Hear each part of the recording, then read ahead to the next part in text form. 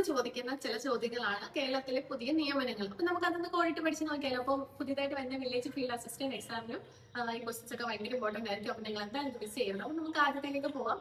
അപ്പൊ ആദ്യത്തെ ചോദ്യത്തിലേക്ക് പോവാം. കേരള ഹൈക്കോടതി ചീഫ് ജസ്റ്റിസ് ആരാണെന്നുള്ളതാണ്. അത് സൗമൻ സെൻ ആണ്. ആരാണ്? സൗമൻ സെൻ.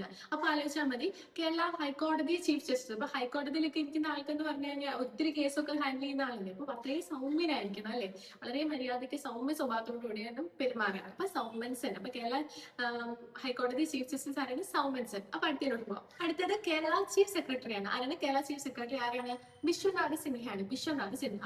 അപ്പൊ ഒന്ന് ആലോചിച്ചാൽ മതി, ഈ കേരള ചീഫ് സെക്രട്ടറി എന്ന് പറഞ്ഞാൽ അപ്പൊ ചീഫായിട്ട്, അതായത് ചീഫ് ഗസ്റ്റ് ആയിട്ടൊന്നും എന്നെ വിളിച്ചില്ലെങ്കിൽ എന്റെ വിശ്വരൂപം ഞാൻ നിങ്ങളെ എല്ലാവരും കാണിക്കും എന്ന് പറഞ്ഞതായിട്ട് വിചാരിക്കാം. അപ്പൊ ചീഫ് സെക്രട്ടറി എന്ന് പറയുമ്പോൾ ആരാണ്? വിശ്വനാഥ് സിൻഹയാണ്. വിശ്വനാഥ് സിൻഹ. അടുത്തത് സംസ്ഥാന മനുഷ്യാവകാശ കമ്മീഷൻ ചെയർമാനാണ്. അത് അലക്സാണ്ടർ തോമസ് ആണ്. ആരാണ്? Alexander Thomas. അപ്പം സംസ്ഥാന മനുഷ്യാവകാശ കമ്മീഷൻ ചെയർമാനാണ്. അപ്പൊ മനുഷ്യന്റെ അവകാശങ്ങളിലെ ബേസിക് ആയിട്ടുള്ള കാര്യമാണല്ലേ കുളിക്കുക എന്നുള്ളത്. അപ്പൊ ഏത് സോപ്പിട്ടാണ് കുളിക്കുന്നത്? ലെക്സ് സോപ്പിട്ടാണ് കുളിക്കുന്നത്. അപ്പൊ അലക്സാണ്ടർ. അപ്പൊ അലക്സാണ്ടർ തോമസ്. അപ്പൊ ലെക്സ് സോപ്പിട്ട് കുളിക്കുക എന്നുള്ളത് മനുഷ്യന്റെ ഒരു അവകാശങ്ങൾ, ബേസിക് അവകാശങ്ങളിൽ പെട്ട ഒന്നാണെന്ന് സംസ്ഥാന ധനകാര്യ കമ്മീഷൻ ചെയർമാനാണ്.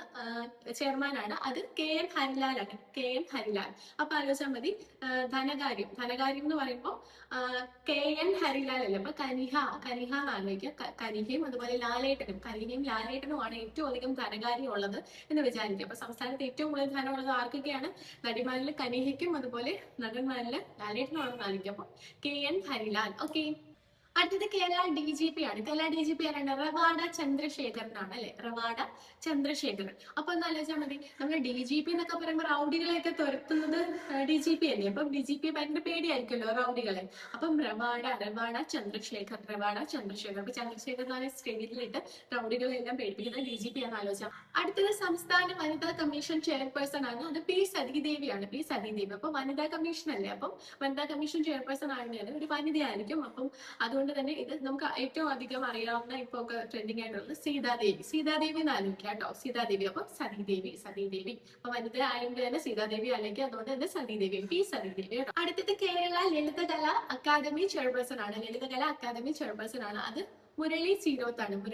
അപ്പൊ നമ്മൾ ലളിതഗാനം. അപ്പൊ ലളിതഗാനം പാടുന്നതായിട്ട് ആലോചിക്കാം. അപ്പൊ ലളിതഗാനം ഒക്കെ പാടുമ്പോൾ നമ്മളൊരു ഇൻസ്ട്രുമെന്റ് എന്നുള്ള രീതിയിൽ നമ്മൾ മുരളി എടുക്കാറ് വിചാരിക്കാം. മുരളി. അപ്പൊ മുരളി കുറെ ദിവസമായിട്ട് എടുക്കാറുണ്ട്. അതിനകത്ത് ചീരയൊക്കെ വളർന്നു നിൽക്കുന്നതായിട്ട് ആലോചിക്കാം.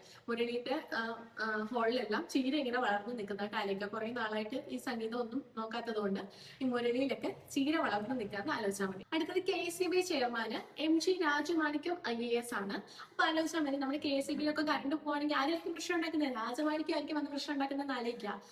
അപ്പം രാജമാണിക്യം വന്ന് ഭയങ്കരമായിട്ട് പ്രശ്നം ഉണ്ടാക്കുന്നത് ആലോചിക്കാം കറണ്ടൊക്കെ പോകുമ്പോൾ. അപ്പൊ KCB ചെയർമാൻ ആരാണ്? MG രാജമാണിക്യം IAS ആണ് കേട്ടോ.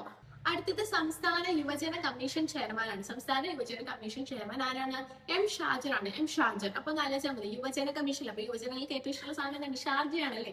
അപ്പൊ ഷാർജ ആലോചിച്ചാൽ മതി. അടുത്തത് കേരള സംഗീത നാടക അക്കാദമി ചെയർപേഴ്സൺ ആണ്. അത് മട്ടന്നൂർ ശങ്കരൻകുട്ടി മാരാനാണ്. അപ്പൊ സംഗീത നാടക അക്കാദമി. അപ്പൊ സംഗീതവും നാടകവും എല്ലാം ചെയ്യണമല്ലേ. അപ്പൊ നല്ല എനർജി വേണ്ടേ. അപ്പൊ നല്ല എനർജിക്ക് വേണ്ടി നമ്മൾ എന്താ കഴിക്കുന്നത്? മട്ടൻ കഴിക്കണം. അപ്പൊ മട്ടന്നൂർ ശങ്കരൻകുട്ടി മാര. അപ്പൊ അവർക്കല്ലേ. അപ്പൊ നിങ്ങൾ കേരള ഫോക്ലോർ അക്കാദമിയുടെ ചെയർപേഴ്സൺ ആരാണെന്ന് ഒന്ന് കമന്റ് ചെയ്തേക്കാമോ? ബൈ.